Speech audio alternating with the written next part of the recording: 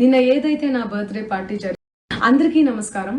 నిన్న ఏదైతే నా బర్త్డే పార్టీ జరిగిందో ఒక చిన్న ఇంట్లో పార్టీ లాగా, ఒక ఫ్యామిలీ ఫంక్షన్ లాగా జరుపుకోవాలన్న ఒక ఉద్దేశంతో ఆ రిసార్ట్లో మా అమ్మా నాన్నల కోరిక మేరకు మా అమ్మా నాన్నలతో కలిసి, మా ఫ్యామిలీ మెంబర్స్తో కలిసి నేను జరుపుకోవడం జరిగింది.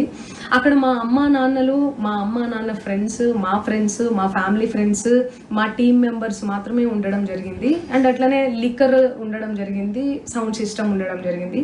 సో సౌండ్ సిస్టమ్కి, లిక్కర్కి పర్మిషన్ తీసుకోవాలని చెప్పి నాకు అస్సలు అవగాహన లేదు, ఐడియా కూడా లేదు. అది అనుకోకుండా సడన్గా ప్లాన్ చేసుకొని వెళ్ళిపోవడం జరిగింది అక్కడ. సో అందుకు నాకు అవగాహన లేదు, లేకుంటే నేను డెఫినెట్లీ తీసుకునేదాన్ని. నాకు అసలు గైడెన్సీయే లేదు. ఎవరన్నా గైడ్ చేసినా కూడా నేను పర్మిషన్ తీసుకునేదాన్ని, లేకపోతే నేను ఎందుకు ఇలా తెలిసి చెయ్యను కదా. సో ఇదంతా ఇలా తెలిసి అయితే నేను తప్పు చేయలేదు, తెలియకుండా ఇది జరిగిపోయింది. అండ్ అక్కడ లోకల్ లిక్కర్ తప్ప అసలు వేరే ఏ ఇతర పదార్థాలు, మత్తు పదార్థాలు కానీ వాడడం అసలు జరగలేదు. అక్కడ దొరకలేదు కూడా, పోలీసులు సెర్చ్ చేసినా కూడా.